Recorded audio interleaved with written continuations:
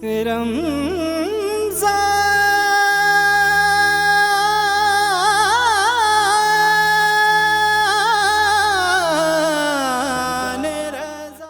پستی سے بلندی کی طرف پرواز کرتا ہوں، خدا کے نام سے الفاظ کا آغاز کرتا ہوں۔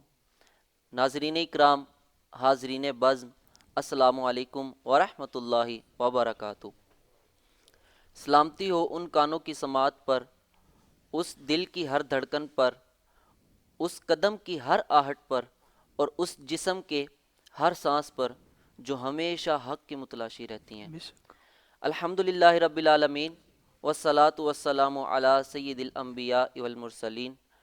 ناظرین اکرام، آج رمضان المبارک کی خصوصی نشریات رمضان رضا کے ساتھ ایک دفعہ پھر آپ کی خدمت میں حاضر ہوں۔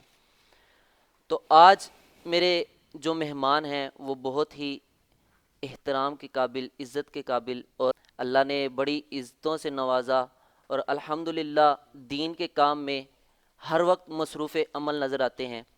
تو میں ان کا تعارف کرواتا چلوں۔ میری ایک جانب آپ عالم دین بھی ہیں اور بہت ہی خوبصورت انداز میں تلاوت الہی فرماتے ہیں، فخر القرا قاری القرا جناب حضرت علامہ مولانا ساجد علی نقشبندی صاحب۔ حضور میں آپ کو خیر مقدم کہتا ہوں، آپ میرے پاس تشریف لائے، اللہ آپ کو اس کی جزا دے، اللہ آپ کو سلامت رکھے۔ اور انہی کے ساتھ بہت ہی پیارے ثنا خان، آپ پیر ہاؤس امام بری سرکار کے خصوصی ثنا خان بھی ہیں، اور اللہ نے آپ کو بہت ہی خوبصورت آواز سے نوازا۔ میری مراد جناب محمد کاظم مدنی صاحب، حضور آپ کو بھی میں خیر مقدم کہتا ہوں، آپ ہمارے پاس تشریف لائے، اللہ آپ کو اس کی جزا عطا فرمائے۔ اور ناظرین اکرام، آپ کو پتہ ہے کہ ہمارے دو سیگمنٹ ہوتے ہیں، ایک تلاوت الہی ہوتا ہے اور اس میں نعت رسول مقبول ہوتی ہے، اور دوسرا علم کا سمندر عالم ذیشان کے ساتھ جو ہمارا مین جو ہماری نشست ہوتی ہے وہ یہی ہوتی ہے کہ عالم ذیشان کے ساتھ ہم کچھ جو سبق ہم سیکھ سکتے ہیں، جو ہمارے مسائل ہیں ہم ان پر گفتگو کرتے ہیں۔ تو آج جو ہمارے ساتھ عالم دین موجود ہیں وہ میں نے پہلے بھی بتایا کہ الحمدللہ بہت ہی محبت کرنے والے، اور آپ سب جو احباب ہمارے مہمان اس ٹائم آپ دیکھ رہے ہیں، آپ شیخو پورہ سے ہمارے پاس تشریف لائے۔ میری مراد جناب حضرت علامہ مولانا قاری فیضان قادری صاحب، حضور میں آپ کو بھی خیر مقدم کہتا ہوں، آپ نے ہمارے لیے وقت نکالا، اللہ آپ کو سلامت رکھے۔ اور انہی کے ساتھ میرے برادر اصغر جناب حضرت علامہ مولانا سید نور الحسن گیلانی صاحب، حضور آپ کو بھی میں خیر مقدم کہتا ہوں، خوش آمدید کہتا ہوں۔ اللہ آپ سب کو دارین کی خوشیاں نصیب فرمائے اور اسی طرح دین کے کام میں گامزن رکھے۔ تو ناظرین اکرام، ہمارے پروگرام کا آغاز تلاوت الہی سے ہوتا ہے، تو میں تلاوت الہی کے لیے جو میرے مہمان ہیں حضرت علامہ مولانا قاری ساجد علی نقشبندی صاحب، حضور آپ ارشاد فرمائیں۔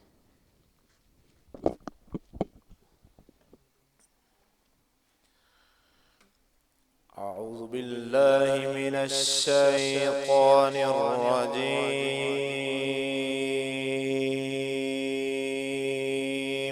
سبحان اللہ۔ بسم اللہ الرحمن الرحیم۔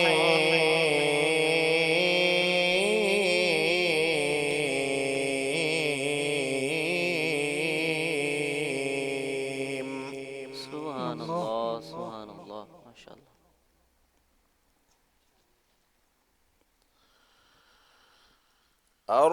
الرحمن علم القرآن خلق الإنسان علمه البيان۔ سبحان اللہ، سبحان اللہ، بہت خوب کرتے ہیں۔ الشمس والقمر بحسبان۔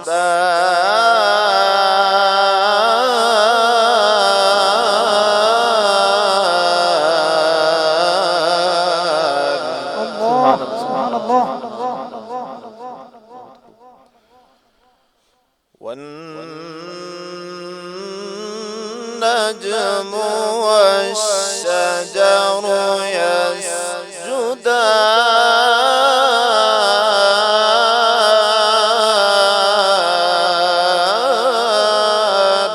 سبحان الله سبحان الله سبحان الله.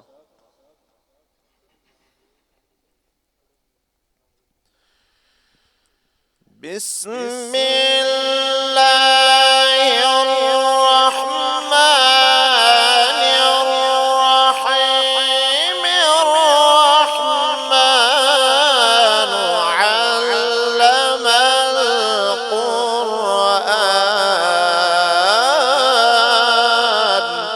سبحان الله سبحان الله ما شاء الله.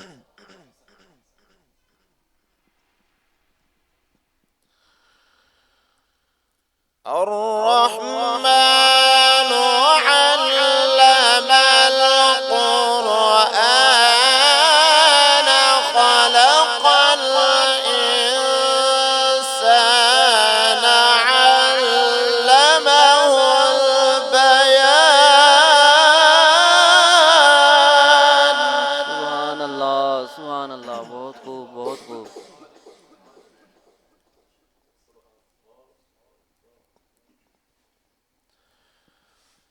الشمس والقمر بحسبان.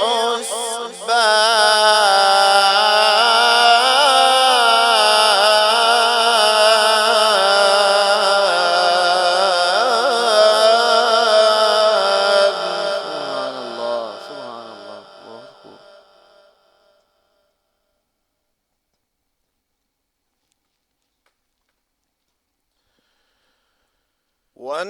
والنجم والشجر يسجدان والسماء رفعها ووضع الميزان. سبحان الله سبحان الله. الله الله.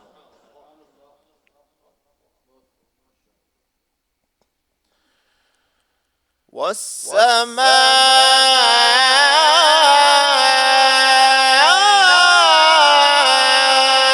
رفعها ووضع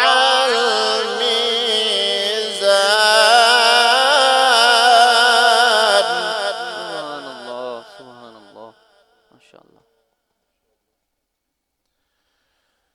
ألا تطغوا في الميزان.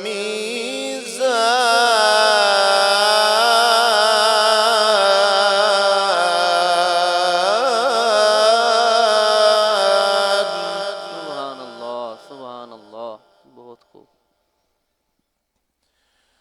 وأقيموا الوزن بالقسط ولا تخسروا الميزان.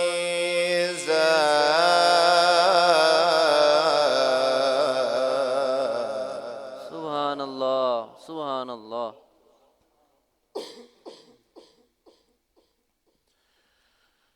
والأرض وضعها للأنام فيها فاكهة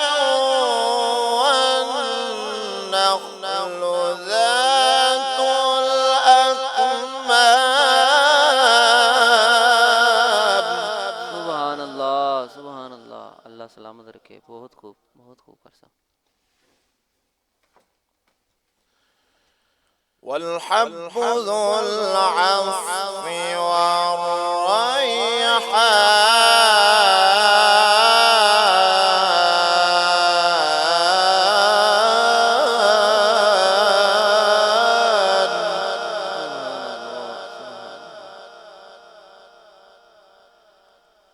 فبأي آلاء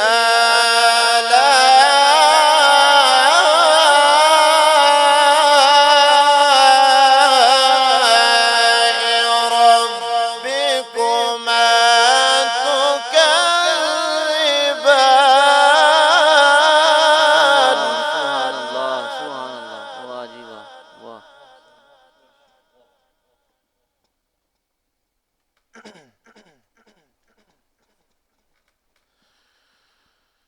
والحب ذو العصف والريحان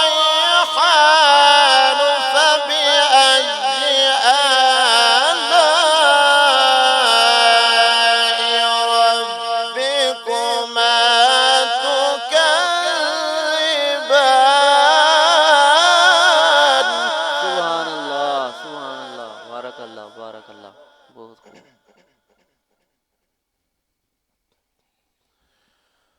فبأي آلاء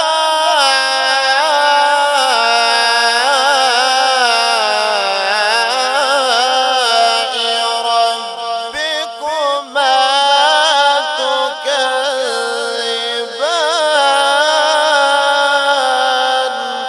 سبحان اللہ، سبحان اللہ.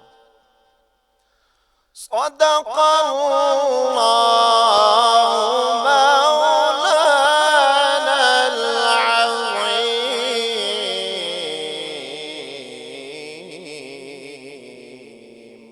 سبحان اللہ، سبحان اللہ.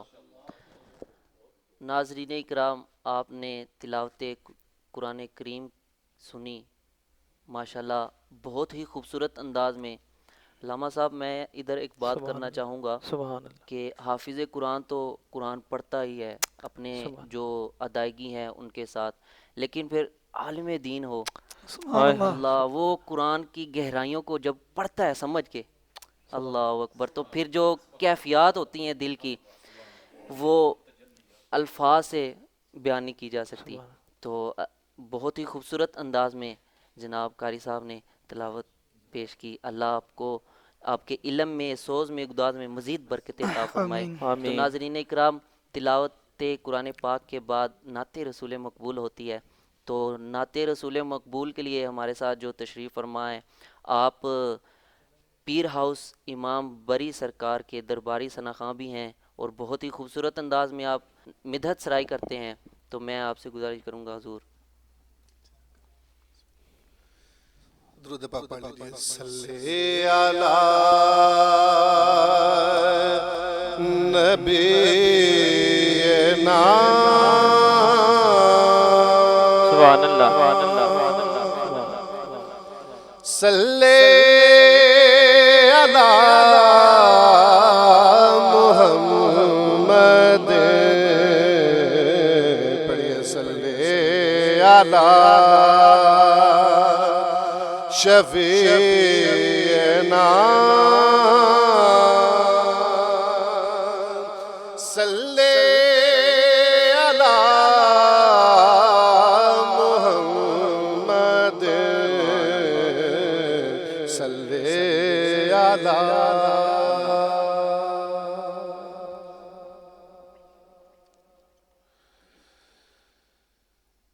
کوئی دنیا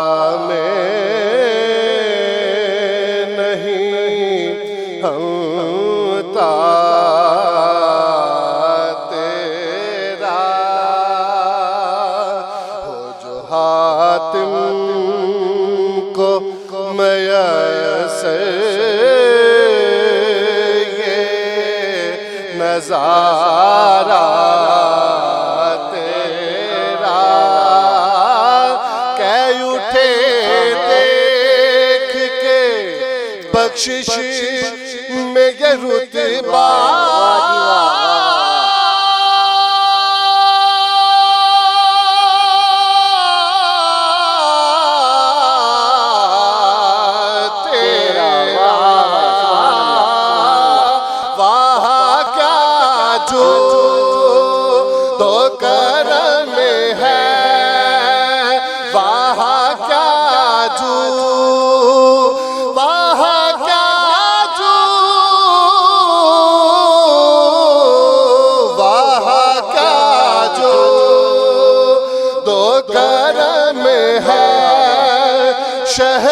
بتہا تیرا نہیں سنتا ہی نہیں مانگنے والا تیرا واہ واہ نہیں سنتا ہی نہیں مانگنے والا تیرا شاہوں سے ملا ہے نہ تمنگر سے ملا ہے بے شک اللہ کا عرفان اللہ کا عرفان اسی گھر سے ملا ہے اوروں کو ملا ہے تو مقدر سے ملا ہے مجھ کو تو مقدر بھی تیرے در سے ملا ہے نہیں سنتا ہی نہیں مانگنے والا تیرا اور کچھ بشر ہونے کے ناطے تجھے خود سا جانے کچھ بشر ہونے کے ناطے تجھے خود سا جانے اور کچھ محض پیامی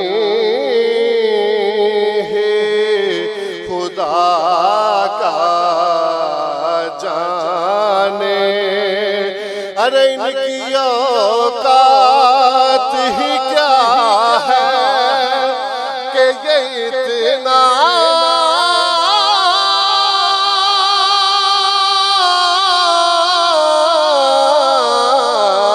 جانے فرش والے فرش والے فرش والے تیری شوکت کا علو کیا جانے خسر بارش پہ اڑتا ہے پھریرا تیرا بارش پہ اڑتا ہے پھریرا تیرا آپ سب قابل غور واہ واہ رتبہ ویکھو بشر دا جے ہووے نگاہ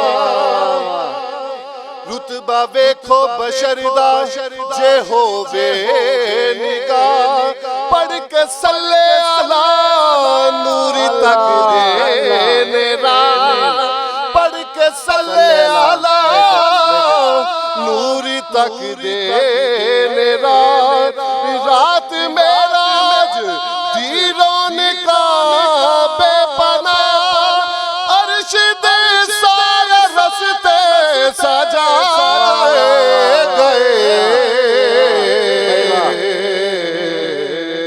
خسر بارش پہ اڑتا ہے پھریرا تیرا خسر بارش پہ اڑتا ہے پھریرا تیرا اور کئی نسلوں سے غلامی کا یہ رشتہ ہے بہار یہی دفلیو جوانی کے بتا رہو ساتھ، اب بڑھاپے میں خدا را مجھے یوں دے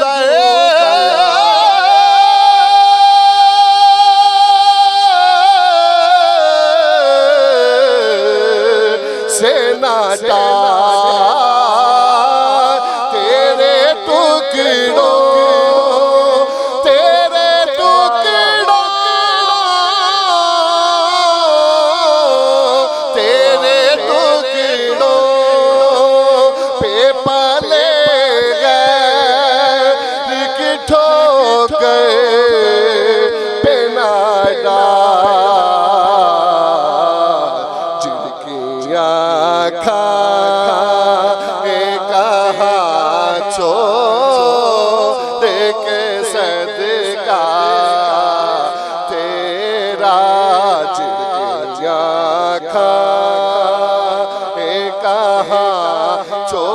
چھوڑ کے صدقہ تیرا۔ بھائی واہ واہ واہ، سبحان اللہ سبحان اللہ۔ حضور اللہ آپ کو سلامت رکھے۔ تو علامہ صاحب بات وہی دہرانا چاہتا ہوں، کلام اعلیٰ حضرت، سبحان اللہ۔ میں نے کل بھی عرض کیا تھا الحمدللہ ہمارے جو نشست ہے اس میں حضور کلام اعلیٰ حضرت ہی پڑھا جا رہا سبحان ہے۔ اللہ سبحان یہ بڑی اللہ۔ خوش نصیبی ہے کہ ہمارے جو اسلاف ہیں اور اعلیٰ حضرت کا پھر کلام سبحان اللہ۔ جو ہے ہی قرآن و سنت تو وہ پڑھا جائے۔ حضور خاصیت یہ ہے کہ اعلیٰ حضرت کا کلام پڑھا جائے اور بندہ یوں نہ ہائے ہائے جھومے نہ، اللہ۔ سمجھ لگے یا نہ لگے، خاصیت ہے ہائے بندہ ہائے۔ جھومتا ہے اس طرح۔ اللہ حضور تاثیر ہے آپ کو ماشاء سلامت اللہ، رکھے، ماشاء بے شک تاثیر ہے۔ تو میں ناظرین اپنے موضوع کی طرف بڑھتا ہوں، اصلاح معاشرہ پر۔ ہمارا ایک موضوع معاشرتی فسادات پر ہو چکا، لیکن آپ نے رہنمائی فرمائی، اللہ ان کو سلامت رکھے، کہ اصلاح معاشرہ کے اسباب جو ہیں، جو طریقے ہیں، قرآن و سنت کے حوالے سے، احادیث کے حوالے سے، ہمارے جو اسلاف گزرے ہیں ان کا اس پر کیا عمل رد عمل رہا ہے، تو اس حوالے سے آج ہماری گفتگو ہوگی۔ تو میں کہیں اور جاتا نہیں، ہم الحمدللہ قرآن و سنت پر پہلے شروع کرتے ہیں اور پھر جو دیگر اس کے پوائنٹس ہیں ہم اس کی طرف جائیں گے۔ حضور شاہ جی میں آپ کی طرف بڑھتا ہوں، قرآن و حدیث کی روشنی میں جو معاشرے کی اصلاح ہو سکتی ہے، اس کا پیغام کس طرح ہمیں ملتا ہے؟ الحمدللہ رب العالمین والصلاة والسلام علی سید الانبیاء والمرسلین۔ رب تعالیٰ کا شکر ہے کہ آج ہم بعد محفل میں یہاں بیٹھے ٹرانسمیشن میں، الحمدللہ رمضان رضا کی ٹرانسمیشن، اور بھائی کلام پڑھ رہے تھے اعلیٰ حضرت کا، تو دل باغ باغ ہو گیا۔ بے شک بے شک تو ٹرانسمیشن کی بھی یاد آئی کہ اعلیٰ حضرت کی مناسبت سے یہ کلام پڑھا بے شک تو لطف آ گیا۔ بے شک۔ تو ہم آپ کے مشکور ہے کہ آپ نے ہمیں اپنے پروگرام میں دعوت دی، ہم حاضر ہو گئے۔ اللہ آپ کو تو سلامت رب تعالیٰ آپ کی کاوشوں کو قبول فرمائے آمین۔ اور ہمارا قدم قدم پر چلنا، نیک قدم پر چلنا اللہ اپنی بارگاہ میں قبول فرمائے۔ آمین۔ تو آپ نے سوال کیا کہ قرآن و حدیث کے مطابق بتائیں کہ جو لوگ زمین میں فساد پھیلاتے ہیں۔ سورۃ بقرہ کی آیت نمبر 11 اور 12 میں رب تعالیٰ ارشاد فرماتا ہے وَإِذَا قِيلَ لَهُمْ لَا تُفْسِدُوا فِي الْأَرْضِ قَالُوا إِنَّمَا نَحْنُ مُصْلِحُونَ أَلَا إِنَّهُمْ هُمُ الْمُفْسِدُونَ وَلَكِنْ لَا يَشْعُرُونَ۔ رب تعالیٰ فرماتا ہے وَإِذَا قِيلَ لَهُمْ، اور جب ان سے کہا جائے لا تفسدوا فی الارض کہ زمین میں فساد نہ کرو، نہ کرو۔ بے شک۔ تو وہ منافق کہتے تھے قالوا انما نحن مصلحون، ہم تو صرف اصلاح کرنے والے ہیں، لیکن رب آگے فرماتے الا انہم، سن لو بے شک یہی لوگ زمین میں فساد پھیلانے والے ہیں، لیکن اس کو اس بات کا شعور نہیں۔ شعور نہیں ہے۔ تو رب نے منافقوں کو واضح بتا دیا کہ یہ لوگ فساد پھیلانے والے، لیکن ان کو اس بات کا شعور نہیں۔ شعور نہیں ہے۔ تو جب رب تعالیٰ نے ارشاد فرمایا کہ اے ایمان والو جان لو کہ یہ اسی روش پر قائم رہنے کی وجہ سے زمین میں فساد پھیلانے والے ہیں، جی تو لیکن ان کو ان کا شعور نہیں، اور یہ اپنی اسی روش پر قائم ہے کہ یہ زمین میں فساد پھیلانے والے ہیں، لیکن ان کو اس بات کا شعور نہیں۔ نہیں ہے۔ تو رب تعالیٰ نے ان سے وہ حس دور کر دی جس سے یہ پہچان سکے کہ ہم زمین میں فساد پھیلانے والے ہیں۔ رب نے ان سے وہ خاصیت ہی چھین لی کہ زمین میں یہ فساد پھیلانے والے، لیکن ان کو اس بات کا شعور ہی نہیں. شعور نہیں، عقل نہیں. یہاں پہ میں ایک رک کر بات کہنا چاہتا ہوں کہ ہمیں یہ منافقوں کے طرز عمل سے بات واضح ہو گئی کہ سب سے بڑے فسادی زمین میں فساد پھیلانے والے وہ لوگ ہیں جو اصلاح کا نام دیں اور زمین میں فساد کریں. فساد کریں. ہمارے معاشرے میں ایسے لوگوں کی کمی نہیں کہ جو اصلاح کا نام دیتے ہیں لیکن کرتے کیا ہے؟ زمین میں فساد کرتے ہیں. اللہ اللہ اللہ اللہ. برے کاموں کو، بدترین کاموں کو اچھے ناموں سے تعبیر دیتے ہیں. آزادی کے نام پر بے حیائی پھیلاتے ہیں. میرا جسم میری مرضی، یہ بے حیائی ہے. تہذیب و تمدن کا نام لے کر اسلام پر اعتراض کرتے ہیں اور رسالت امام صلی اللہ علیہ وسلم کا نام لیتے ہیں، لیکن توحید کو نہیں مانتے. حدیث کو مانتے ہیں لیکن رب تعالیٰ کی وحدانیت کا انکار کرتے ہیں. یہ بدترین منافق ہیں. رب تعالیٰ نے کہا یا ایھا الذین آمنو کہ اے ایمان والو جان لو کہ یہی لوگ زمین میں فساد پھیلانے والے ہیں، لیکن ان کو اس بات کا شعور نہیں. تو ہم دیکھیں اس معاشرے میں کون لوگ فساد پھیلانے والے ہیں. حضور علیہ الصلوۃ والسلام نے فرمایا کہ میری امت کبھی گمراہی پر جمع نہیں ہو سکتی. صحابہ جب تم دیکھ لو نا کہ امت گمراہی پر جمع ہو رہی ہے تو تم ایک گروہ کے ساتھ ہو جانا. صحابہ نے عرض کی یا رسول اللہ صلی اللہ علیہ وسلم وہ گروہ کون سا ہے؟ حضور نے فرمایا کہ وہ سواد اعظم یعنی بڑا گروہ ہے، اس کے ساتھ ہو جانا تم کامیاب ہو جاؤ گے.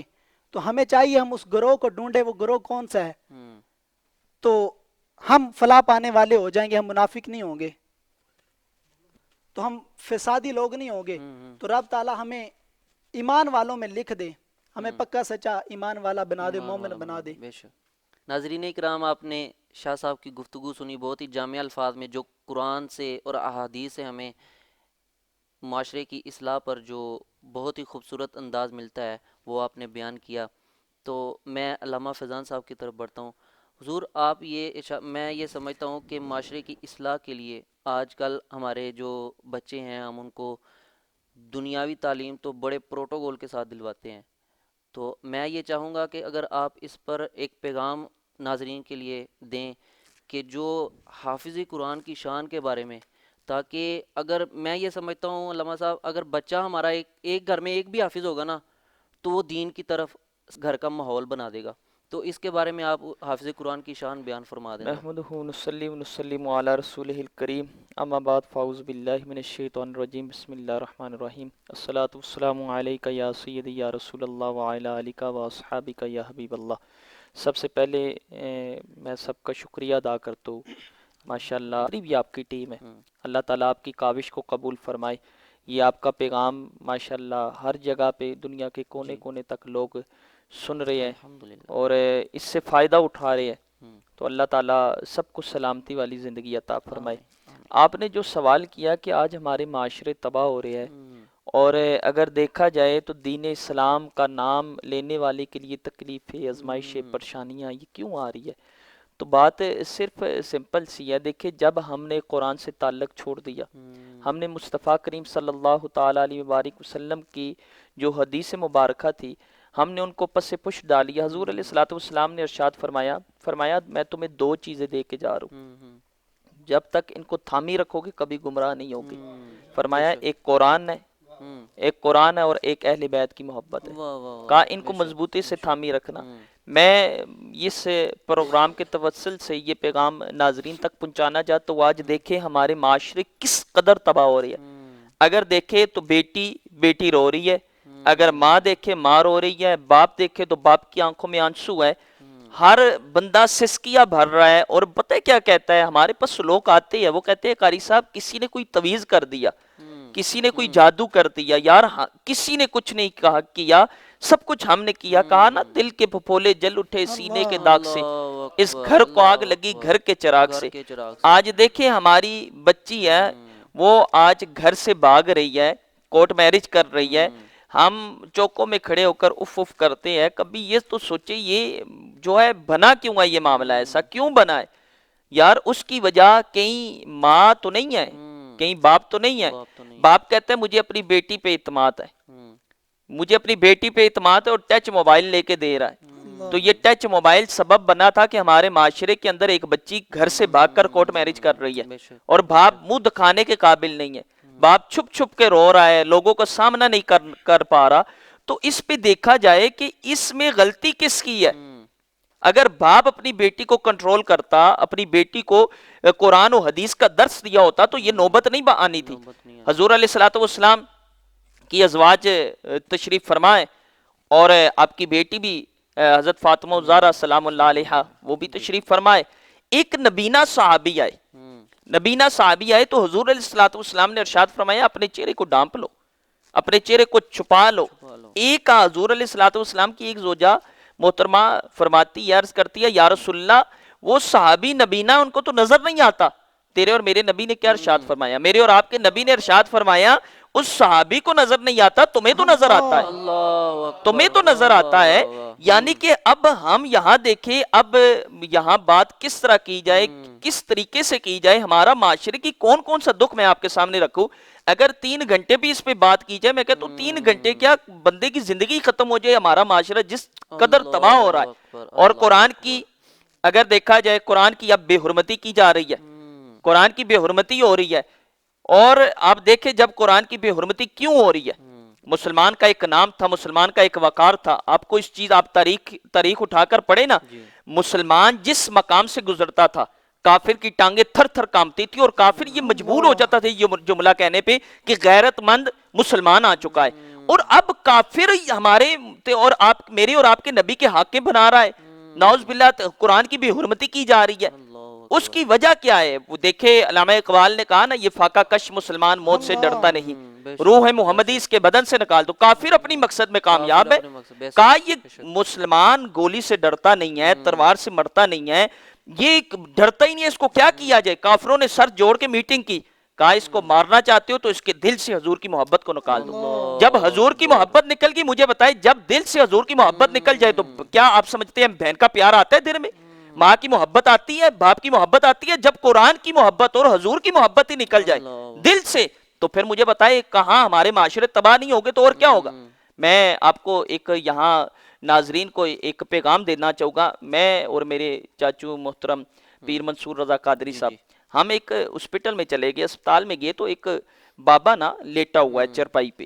یہ دکھ کون سمجھے، ہم کیا کیا جائے؟ چرپائی پہ لیٹا تو ہم نے اس کو کہا کہ اللہ تعالیٰ آپ کو صحت عطا کرے. وہ رو کر کہتا ہے مولانا دعا کرو اللہ مجھے موت عطا کر دے. موت مانگ رہا ہے. ہم نے کہا وجہ کیا ہے؟ کہا حضور والا ایک ہی بیٹا ہے، ایک ہی بیٹی ہے، بڑی نازوں سے پالا ہے اور میرے دل کی خواہش ہوتی ہے کہ بچہ صبح ہوتی ہے میں دروازے کی اوہٹ میں بیٹھ جاتا ہوں، بچہ نکلے گا میرے پاس بیٹھے گا، 2 بول بولے گا، میرے دل کا بوجھ ہلکا ہوگا. مولانا نہیں بیٹھتا. دن کا وقت ہوتا ہے میں انتظار کرتا ہوں ابھی آئے گا میرے پاس بیٹھے گا. کہا دن کے ٹائم بھی نہیں بیٹھتا، شام کا انتظار. میں صبح بھی مرتا ہوں، دن کو بھی مرتا ہوں، رات کو بھی مرتا ہوں، میں ایک مرتبہ کیوں نہیں مر جاتا؟ مجھے بتائے اس باپ کے آنسو کون پہنچے گا؟ اس باپ کا دکھ کون سمجھ سکتا ہے؟ اگر ہم دیکھیں ہمارے نوجوان تاش کھیلنے سے فرصت نہیں ہے، حجروں میں پوری رات بیٹھ کر تاشوں کی گڈیوں سے کھیلتے ہیں. یہ مجھے بتائے یہ کیوں ایسا معاملہ بن رہا ہے؟ اس کی وجہ ایک ہی ہے کہ ہم نے قرآن کو چھوڑ دیا، حضور کی محبت کو چھوڑ دیا. جن کے اندر قرآن کی محبت ہوتی ہے، اسلام کا پیار ہوتا ہے.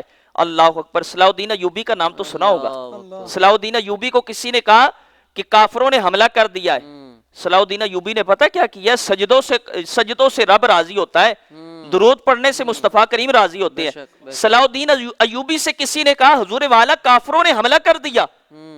آپ نے کیا کیا؟ سارے سپہ سالار جو تھے نا، جو فوجی تھے، ان کو اپنے اپنے مورچوں پہ کھڑا کر دیا اور خود پتہ کیا معاملہ بنا؟ مسلح اٹھایا، کندھے پہ رکھ کر مسجد کا رخ کر دیا.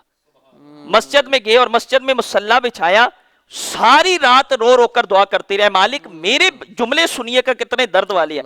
کہا مالک میرے جو ہے میرے بس میں جو تھا میں نے کر دیا، عزت دینا ذلت دینا تیرے پاس ہے، اے مالک کرم کرنا. صلاح الدین ایوبی صبح تہجد کی نماز پڑھی، روتے رہے، ساری رات رو رو کے گزار دی. جب صبح ہوئی فجر کی نماز ادا کی، ادا کر کے جب مسجد سے باہر قدم رکھا تو ایک درویش ملا تو درویش کہتا ہے صلاح الدین ایوبی تیرے رونے کی وجہ سے نا، تیرے سجدے کرنے کی وجہ سے رب تعالیٰ نے کافروں کے بیڑے غرق کر دیے، مسلمانوں کو عروج عطا کر دیا، مسلمانوں کو عروج عطا کر دیا. یعنی کہ یہ سجدوں کے ذریعے میں کہوں گا یہ نوجوان ہمارے جو پوری رات ٹچ موبائل کا استعمال کر رہے ہیں, پوری رات فلمیں دیکھ رہے ہیں, ڈرامے دیکھ رہے ہیں. یہی اگر سجدے کرنا شروع کر دے, کافر نے تو کہا تھا جس دن مسلمانوں کی تعداد جتنی جمعے میں ہوتی ہے اتنی فجر میں ہو گئی تو مسلمان پوری دنیا پہ غالب آ جائے گا. یہ کافر کے جملے ہیں. تو اب ہمارا مسلمان کیا کہتا ہے, نوجوان طبقہ وہ جمعہ ہی نہیں پڑھتا. اس نے کہا تو فجر کی بات کرتا ہے, ہم تو جمعہ بھی نہیں پڑھتے, مجھے بتائے جمعہ بھی نہیں پڑھتے. تو کیا سمجھتے ہیں ہمارے معاشرے ٹھیک ہو جائے گے, ہمارے معاشرے کے اندر سکون آ جائے گا؟ ہمارے معاشرے کے اندر کبھی سکون نہیں آئے گا جب تک ہم حضور کی محبت کو اپنے سینے کے اندر پختہ نہیں کریں گے. ہمیں چاہیے کہ ہم قرآن سے ہم جو دوری ہے اور جو مصطفیٰ کریم کے فرمان سے ہم دور ہیں, ہم اس سے اپنا تعلق جوڑیں. جو ہی ہم اپنا اس سے تعلق جوڑیں گے تو رب تعالیٰ ہمیں کھویا ہوا وقار واپس لوٹا دے گا. اور دعا ہے کہ اللہ تعالیٰ ہمارے حال پر رحم فرمائے جس طرح کے حالات بن گئے. تو ناظرین اکرام, یہ ایک وجوہات جو آپ نے ہمارے سامنے رکھی, معاشرے کی جو تباہیاں ہیں, معاشرے میں جو فسادات کے بارے میں آپ نے بہت خوبصورت گفتگو فرمائی. تو میں شاہ صاحب کی طرف بڑھتا ہوں. شاہ صاحب, جو معاشرے تباہ ہو رہے ہیں ہمارے, جو ہمارے معاشرے کے حالات ہیں, ان کے بارے میں آپ کیا وضاحت دیں گے کہ ان کو کیسے درست کیا جا سکتا ہے, یا ان کے جو اسباب ہیں وہ کیا ہوں گے, کیا فرمائیں گے؟ حضور, ہمارے معاشرے کی تباہی کی سب سے بڑی وجہ یہ ہے کہ ہمارا کل پر یقین ختم ہو گیا ہے. ہمارے معاشرے جس وجہ سے تباہ ہو رہے ہیں, بے شک فلاسفر یا سائیکالوجسٹ جتنی کتابیں ان کے اندر یہ ایک بات ضرور لکھی ہے کہ جس معاشرے کا کل پر یقین ختم ہو جائے گا وہ معاشرہ تباہ ہو جائے گا, خراب ہو جائے گا. اور 16 سبب ہیں معاشرے کے تباہ ہونے کے, جن میں سے میں آپ کے سامنے 3 رکھنا چاہتا ہوں. پہلا سبب یہ ہے کہ جس معاشرے میں بیماریاں کھانے کی وجہ سے نہیں, بھوک کی وجہ سے نہ آتی ہوں, زیادہ کھانے کی وجہ سے جس معاشرے میں بیماریاں آتی ہوں وہ معاشرہ خراب ہو جائے گا. ان لوگوں کی طرف دیکھیں جو کھانا کھاتے ہوتے ہیں اس کے باوجود اور کھانا مانگ رہے ہوتے ہیں. تو سائیکالوجسٹ لکھتے ہیں کہ وہ معاشرہ تباہ ہو جائے گا. اور دوسری بات یہ ہے کہ جس معاشرے میں بے مقصد بات کرنا لازم ہو جائے وہ معاشرہ بھی تباہ ہو جائے گا. جس بات کا مقصد ہی نہ ہو وہ اس معاشرے میں بات کی جاتی ہے. آج ہماری میڈیا کا بھی احسان ہے ہم پر, جب سے یہ آزاد ہوا ہے تو دیکھیں بے مقصد بات جو بات دکھائی جاتی ہے, نہ اس کا کوئی مقصد نہ سولوشن, صرف مسائل دکھائے جاتے ہیں. تو پھر کیا ہے, ہمارا معاشرہ بگڑ ہے. کوئی اچھی چیز نہیں دکھائی جاتی.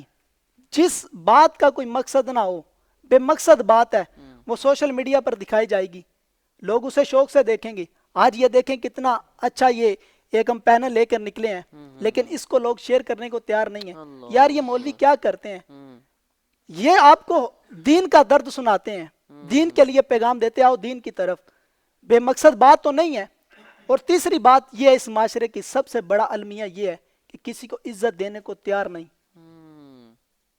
اگر آپ نے اس معاشرے میں جینا ہے تو ہمارا جگر اور دل اتنا بڑا ہونا چاہیے, ہم پھر جی سکتے ہیں. ہمارے دلوں کے اندر کینہ, بغض, حسد, ہم کسی کو معاف کرنے کو تیار نہیں, جس کی وجہ سے ہمارا معاشرہ تباہی کی طرف جا رہا ہے. تو میں یہاں پہ ایک رک کر بات کرنا چاہتا ہوں. آج غوث اعظم رضی اللہ تعالیٰ عنہ کی 11ویں شریح کے والے سے لوگوں نے ان کی ساری عمر فضیلتیں سنائی, میں ان کا انکار نہیں کرتا, لیکن یہاں پہ ایک میں پیغام دینا چاہتا ہوں. آپ فرماتے کہ میں جنگلوں میں نکل گیا رب تعالیٰ کو راضی کرنے کے لیے. فرماتے میں نے دنیا کی محبت ختم کرنے کے لیے بڑے ہی جتن کیے. یہ نہیں کہا کہ دنیا کی محبت حاصل کرنے کے لیے جتن کیے, فرمایا نہیں, دنیا کی محبت ختم کرنے کے لیے جتن کیے. فرماتے کبھی مجھے پانی نہ ملتا میں پتوں سے گزارا کرتا, اور کبھی پتے نہ ملتے, کھانا نہ ملتا, میں پانی پر گزارا کرتا. اور جو میرے دل کو بات لگی نا, وہ بات یہ کہ آپ فرماتے ہیں کہ ایک رات میں عبادت کرنے میں مصروف تھا, تو عبادت کرتا رہا, میری آنکھ لگ گئی, مجھ پر غسل واجب ہو گیا. فرماتے کہ سخت سردی کی راتیں تھی. فرماتے میں نہر کے کنارے گیا, وہاں سے غسل کیا, پھر آ کے رب تعالیٰ کی عبادت میں مشغول ہو گیا. جب پھر غسل واجب ہوا, آنکھ لگی, غسل واجب ہوا, پھر نہر پر گیا, پھر غسل کیا, پھر رب تعالیٰ کی بارگاہ میں اپنی پیشانی کو جھکا دیا. 3 دفعہ, 4 دفعہ, 5 دفعہ. فرماتے جب 10ویں دفعہ مجھ پر غسل واجب ہوا، پھر میں نہر کے کنارے گیا، سخت سردی کی راتیں، ہائے ہائے ہائے، فرماتے حتیٰ کہ 40 دفعہ مجھ پر غسل واجب ہوا اللہ اکبر، تو میں 40 دفعہ نہر پر گیا اور غسل کیا۔ آج ہمارا نوجوان دیکھے غسل بھی واجب نہیں ہے، لیکن صبح کی نماز پڑھتے وقت اسے تکلیف ہوتی ہے، بے شک، ماں آوازیں دیتی ہے، پکارتی بیٹا نماز پڑھ لے، لیکن نماز کی طرف نہیں آتا، مسجد سے آواز آتی حی علی الصلاۃ، جو کامیابی کی طرف، لیکن ہمارا نوجوان اس سے دور ہے۔ بے شک، تو ہم جو آپ کے سامنے درد لے کر آئے، پیغام لے کر آئے، یہی پیغام ہے کہ حضور کے دامن کو تھام لو۔ اگر اس دنیا میں کامیاب ہونا ہے، اس دنیا میں اسلام کا بول بالا کرنا ہے، تو حضور کے دامن کو پکڑ لو، تو ہماری اسی میں کامیابی ہے۔ حضور یہاں شاہ جی آپ بات فرما رہے تھے کہ یہ ہاں یہاں علامہ اقبال نے بھی تو اسی لیے کہا نا، سجدہ عشق ہو تو عبادت میں مزہ آتا ہے، اللہ خالی واہ سجدوں واہ میں تو واہ، دنیا ہی بسا کرتی دنیا ہی ہے۔ بسا لوگ کرتی کہتے ہے۔ ہیں نماز پڑھنی ہے بس، جس طرح قرض لیا ہو رب سے، تیرے سجدے تجھے کافر نہ بناتے، جھکتا کہیں اور ہے، سوچتا کہیں اور ہے۔ اور اللہ کا قرآن کہتا ہے جو ہمارے ذکر سے منہ پھیرے گا ہم اس کو تنگ زندگی عطا کرے گی۔ آج لوگ تنگ ہے، اتنا کچھ ہونے کے باوجود لوگ تنگی کے معاملات میں پھنسے ہوئے ہیں، اور ہر بندہ پریشانی کے عالم میں ڈوبا ہوا ہے۔ اور یہاں تک کہ یقین مانے کہ لوگوں کا، آپ دیکھیں ہمارے یہاں شاہ جی نے بات کی ہے تو بزرگ ہمارے کمال کی باتیں کرتے ہیں نا، وہ کہتے ہیں ایک مزدور جی 8 سے 10 گھنٹے سخت دھوپ میں کھڑا ہو کر مزدوری کرتا ہے، وہ میسج دے رہا ہوتا ہے، وہ بوریاں بھی اپنے کندھوں پہ لادتا ہے، وہ بجری بھی اٹھا رہا ہے، وہ ایک میسج دے رہا ہے کہ دیکھو میں باہر سے کتنا مضبوط ہوں، کہ میں کس طرح بوری اٹھا لیتا ہوں، میں کس طرح جو ہے بجری اٹھا لیتا ہوں، وہ بتا رہا ہوتا ہے کہ میں باہر سے مضبوط ہوں۔ لیکن وہی نوجوان 2 منٹ 5 منٹ 10 منٹ پنکھے کے نیچے، اے سی کے نیچے کھڑا ہو کر یا ہیٹر کے قریب کھڑا ہو کر نماز نہیں پڑھتا، بتاتا ہے میں اندر سے کمزور ہوں۔ جب تک ہم اندر سے مضبوط نہیں ہوگے، ہم تب تک ہم کبھی بھی کامیاب نہیں ہو سکتے۔ آپ دیکھیں کہ ہم اگر انسانی حقوق کو جاننا شروع کر دیں نا، ہر بندہ بھائی کی جھڑیں کاٹ رہا ہے۔ بھائی آپ کو پتہ نہیں ہے کہ زمینوں کے پیچھے بھائیوں نے قتل نہیں کیا ایک دوسرے کا؟ کیا مال دولت کے پیچھے ایک دوسرے کا قتل و غارت نہیں ہوئی؟ آپ دیکھیں جب تک ہم اس چیز کو ختم نہ کریں، آپ دیکھیں بشر حافی ہے، اور بشر حافی جو ہے وہ اللہ کے بڑے نیک بندے ہیں۔ آپ کو پتہ ہے بشر حافی کا تو بڑا طویل واقعہ ہے، لیکن بشر حافی ہے، آپ کا معمول تھا کہ آپ فرض نماز پڑھتے مسجد میں اور مسجد سے صفے چیرتے ہوئے نکل جاتے، آپ کا معمول تھا، آپ نماز پڑھتے اور نکل جاتے۔ ایک دن آپ کو پتہ ہے جن لوگوں کے محبت کرنے والے زیادہ ہوتے ہیں، مخالفین بھی زیادہ ہوتے ہیں، اور ایک آپ کا مخالف تھا، بڑا تگڑا مخالف تھا، وہ اس طاق میں رہتا تھا یہ بشر حافی نماز پوری پڑھتا نہیں ہے، لوگ اس کے ہاتھ بھی چومتے ہیں، لوگ اس کا استقبال بھی کرتے ہیں، لیکن یہ نماز پوری پڑھتا نہیں ہے۔ اب وہ تگڑا مخالف کا کام کیا ہوتا تھا، مخالف بھی بندہ ڈیڈا ہی ہوتا ہے نا، تو وہ ہر ٹائم بشر حافی کو دیکھتا رہتا کہ بشر حافی کیا کرتا ہے۔ اب بشر حافی فرض پڑھتے تو نکل، ایک دن نا جمعے کا دن تھا، بشر حافی نے فرض پڑھے تو مسجد سے صفوں کو چیرتے ہوئے نکلے۔ یہ جو تگڑا مخالف تھا اس نے کہا آج نہیں چھوڑتا، آج میں دیکھتا ہوں بشر حافی جاتا کدھر ہے۔ اب یہ پیچھے بشر حافی ایک جو ہے کباب کی دکان پہ گئے، کباب خریدا اور کچھ روٹیاں لے کر تو چل پڑے جنگلوں کی طرف۔ یہ پیچھے جو مخالف تھا نا، مخالف ہوتا ہے، وہ کہتے ہیں اچھا یہ بابا چسکے لگاتا ہے، یہ اب جو ہے کباب کھائے گا اور پھر گھر بھی نہیں جا رہا، یہ کھلی جنگلوں میں نکل گئے، کہا جو ہے کھلی فضا میں بیٹھ کے گائے گا۔ لیکن بشر حافی جو ہے وہ جنگلوں کو عبور کرتے ہوئے نکلتے ہیں، آکے کچی بستی آتی ہے تو بشر حافی وہاں کچی بستی میں داخل ہوئے تو کیا دیکھا کہ ایک ٹوٹا گھر ہے، یہ جو مخالف تھا یہ پیچھے تھا، وہ ٹوٹے گھر میں داخل ہوئے بشر حافی، اور یہ مخالف بھاگ کر پہنچا اور اس نے نا دروازے کی ہوٹ سے دیکھ رہا ہے کہ بشر حافی کیا کرتے ہیں۔ بشر حافی پہنچے، اپنا امامہ کھول کر ایک بندہ ہے، ایک شخص ہے، وہ چرپائی پہ پڑا ہے، اس کے پورے جسم پہ فالج ہے، اور وہ انہوں نے اپنا امامہ کھولا، اس کی رال کو صاف کرنے لگے، رال کو صاف کر کے کہتے ہیں بابا جی معاف کر دینا، آج لیٹ ہو گئے ہو، ابھی فرض پڑے ہیں، بقیہ نماز پڑھنی ہے، آپ کے کھانے کا خیال تھا اس لیے مجھے معاف کر دینا۔ وہ بابا رو کر پتہ ہے کیا کہتا ہے، بابا کہتا ہے بیٹا تو اتنے عرصہ ہو گیا، تقریباً 15 سے 20 سال ہو گیا تو میری خدمت کر رہا ہے، 15 سے 20 سال خدمت. آج بھی کہتا ہے میں لیٹ ہو گیا ہوں. بشر حافی نے جلدی سے بابا جی کے منہ پہ ہاتھ رکھ دیا، کہا بابا جی لوگ سمجھتے ہیں میں نے سجدے کر کے رب کا قرب پایا، لوگ سمجھتے ہیں میں نے تہجد پڑھ کے رب کا قرب پایا ہے، بابا جی میں نے اللہ کی مخلوق سے پیار کیا ہے، رب نے مجھے بلندیوں کا مرکز عطا کر دیا. یعنی کہ بات کرنے کا مقصد ہے کہ ہم اللہ کی مخلوق سے پیار، ہم دیکھیں ہم کسی مسلمان سے نفرت کرتے ہیں، ہم کسی کو تکلیف دیتے ہیں، ہم یہ نہیں سوچتے کہ وہ تیرے اور میرے اور آپ کے نبی نے اپنی امت کے لیے آنسو بہائے، یہ بات مانتے ہیں تیرے اور میرے نبی نے آنسو بہائے، اور اس امت کو رلا رہا کون ہے؟ کیا ہمارے نبی خوش ہو گئے؟ ہمارے نبی آنسو. ناظرین کو میں یہ بات بتانا چاہوں گا کہ انسانیت سے محبت کرے، انسانوں سے پیار کرے. دیکھیں آپ کسی انسان کے ساتھ محبت کرے گے نا تو پھر آپ کا دل کتنا، اور رب کی رضا والی محبت ہو، یہ نہیں کہ 10 تھیلے دینے آٹے کے تو پورے 100 بندوں کو باہر کھڑا کر دینے، لائنیں لگ گئی ہے، یتیم بچیوں کی تصویریں بنانی ہے اور اس کو میڈیا کے زینت بنا دینا ہے، تو ہمیں شرم نہیں آتی؟ ہم یہ یتیموں کے ساتھ زیادتی کر رہے ظلم. یہ رمضان المبارک کا خوبصورت مہینہ ہے، یہاں زکاتیں بڑے بڑے امیر لوگ زکاتیں تقسیم، چودھری صاحب 10 بجے اٹھے گے جی، 12 بجے اٹھے گے، اس سے پہلے ہماری یتیم بچیاں باہر کھڑی ہے. تیرے اور میرے نبی نے تو یہاں تک حضور علیہ الصلوۃ والسلام کی بارگاہ میں ایک شخص حاضر ہوا، یا رسول اللہ میرا بچہ 3 دن سے لاپتہ ہے، دعا کرے مل جائے. تیرے اور میرے نبی نے دعا کے لیے ابھی ہاتھ اٹھائے تو اتنے میں ایک صحابی کھڑے ہوئے، یا رسول اللہ اس کے بچے کو میں نے فلاں باغیچے میں کھیلتے دیکھا ہے. تو باپ تھا، باپ نے دوڑ لگا دی، حضور نے اس کو بلا کر کہا جب وہاں جاؤ کہ اپنے بیٹے کو بیٹا نہ کہنا، ہو سکتا ہے وہاں کوئی یتیم بچہ کھیل رہا ہو، وہ کہے کہ کاش میرا بھی باپ ہوتا، مجھے بھی بیٹا کہہ کر بلاتا. یعنی کہ حضور علیہ الصلوۃ والسلام کو اتنا دل دکھانا کسی کا گوارا نہیں، تو ہم کس طرح یتیم بچیوں کا دل دکھا سکتے ہیں؟ جب ایک بیوہ عورت ٹی وی پہ آتی ہے تو بچے پوچھتے تو ہوگے ماں یہ تیری تصویر ہے، تو جو بیوہ عورت پوری رات روتے گزارتے، مجھے بتائے اس معاشرے پر، اس علاقے پر کیا اللہ کی رحمتیں برسے گی؟ یہ کبھی نہیں ہو سکتا. ہمیں سوچنا ہے کہ ہم حضور علیہ الصلوۃ والسلام کی سنت اور مصطفیٰ کریم کے پیارے فرمان سے اپنے آپ کو جو ہے مضبوط کرے.